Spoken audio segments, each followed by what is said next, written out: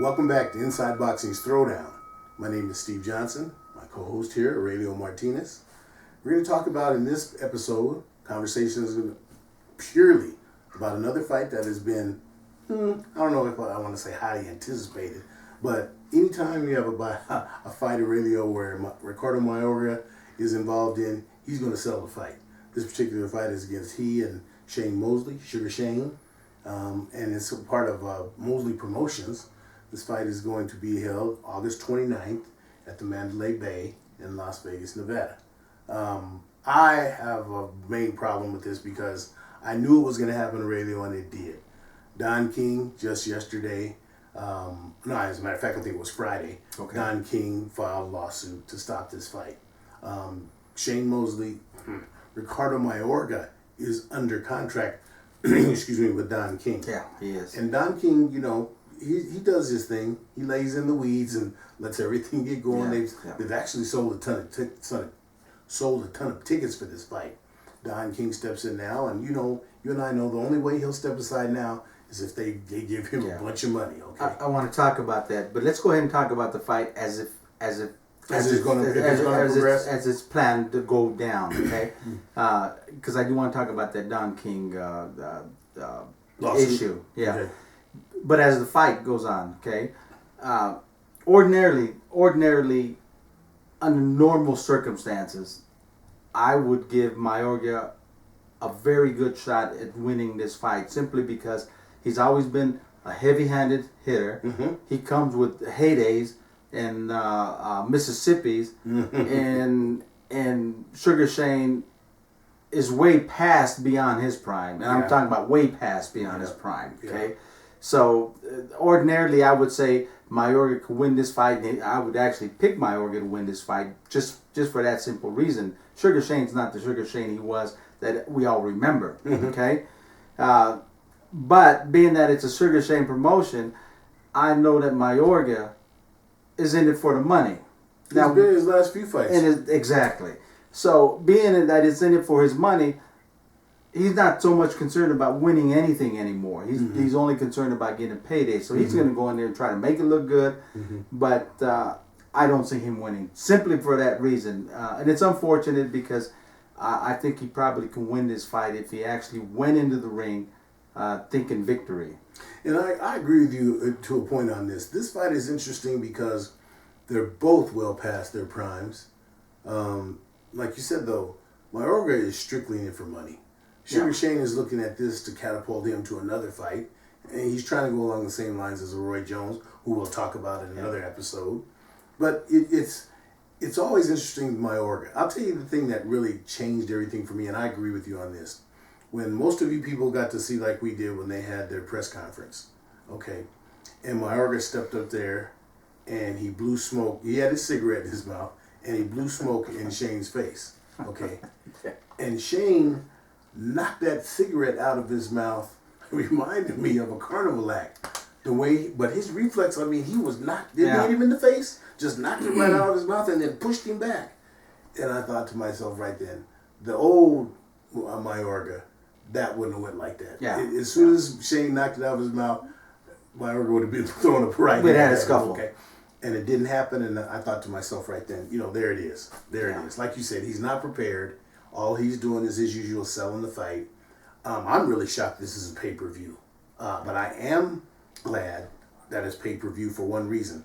I'm going to go back and let you talk a little bit more about the fight itself because we're going to talk about the next thing, why I think I'm glad that it's pay-per-view event. Okay, good. Well, let's go ahead and talk. I gave you my take on the fight. There's really not much more to talk about that. The actual fight, I think it's just going to be what it is. It is what it is. Do you think it goes the distance? No. I think they stopped the fight. Mayorga ends up being stopped. Referee stops the fight for whatever reason. Okay, but let's talk about this Don King real quick because I know we want to save time in this episode to talk about something else. But the Don King boxers really need to align themselves with a good team, a good team business wise and legal wise because they misconstrue the value of a contract that they sign. Mm-hmm. And all they have to do is take a look at Bob Arum. Now you cross Bob Arum and he'll sit you on the sideline. That's right. Look at the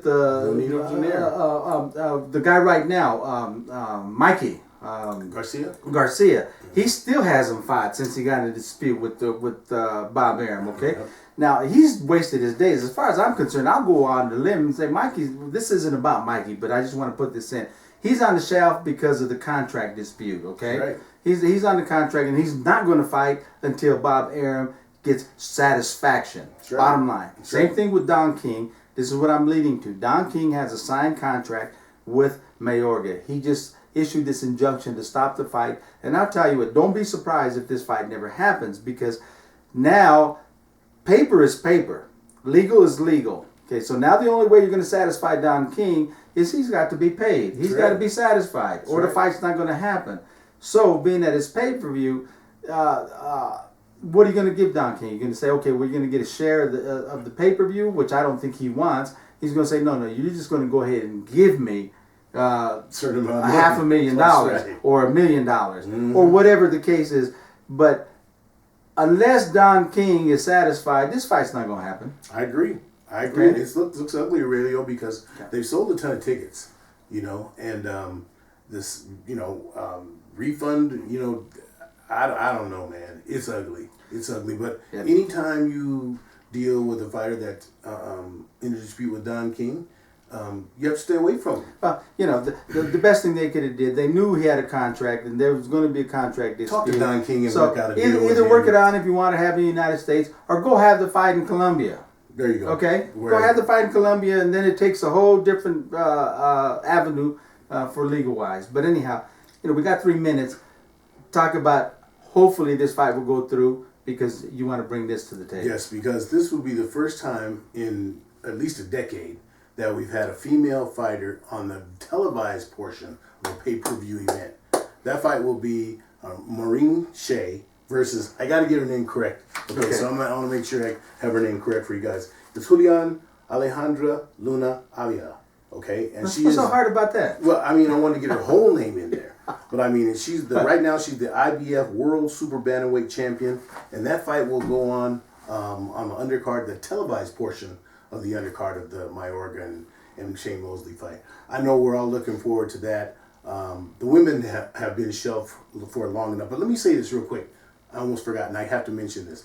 Shane Mosley said that part of the reason that this fight was put on the televised portion was at the behest of Ronda Rousey. Ronda Rousey was begging them, say, put this on the pay-per-view televised portion. So you got to give Ronda a little credit for that. I know she's under heat for a lot of things right now, but give her credit to her for that.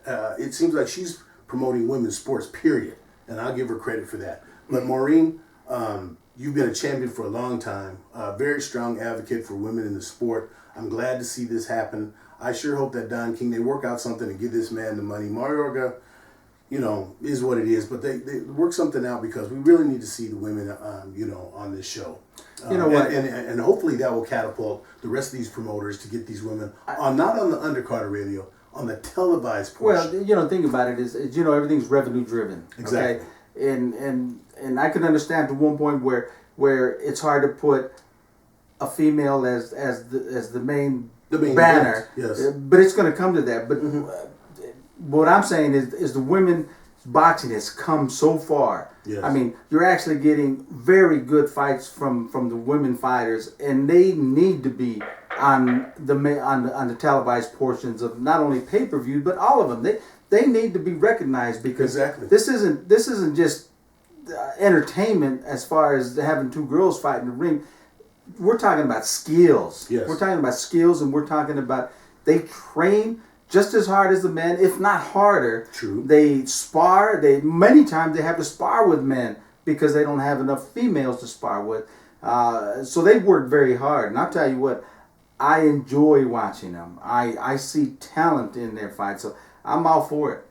The sexism has to stop. It really does. And like I said, to have someone the caliber of Maureen Shea, who's paid their dues, she's paid her dues, promoting the sport. I'm glad to see they picked her. That was really a nice thing they picked her, So we're just looking forward to that. Hopefully that, this little dispute with Don King doesn't work out, but all gets worked out. But like Aurelio said, you fighters, male and female, have to understand the value of your contract. And part of that means that part of your team has to be strong legal representation that lets you know what you're signing on the dotted line for, what you're committed to. Because all of this other stuff is nonsense, pure nonsense. Listen, take that. All you new fighters coming up, take that. Consider that 100%. You can't put an attorney on your team. I know when you're getting started, there's no money. We're all poor when it comes to that. But it doesn't take much to take that contract and get an attorney to read that and explain it to you. It's going to cost you $100, $200 at the most.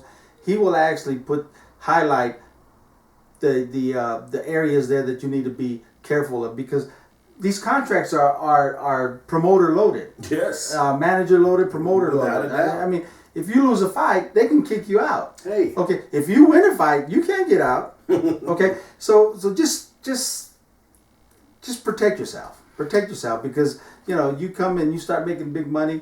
You want to be able to call the shots, and it's all going to revert back to that contract that you signed. Exactly. So I agree 100%. So let's do that. Okay. Yes. All right. Well, listen, we're going to come back with another episode where we're going to talk about this past weekend's fights. We're going to talk about Roy Jones Jr. He's still active, and he seems to be doing a pretty decent job. We're going to talk about Roy Jones. Roy Jones, Antonio Tarver. We're going to talk about Hook. Marco Huck. Had some exciting things happen over this past weekend, and some things that were not so exciting. So come back and watch the next episode. Until then, you know what it is. Keep your hands up.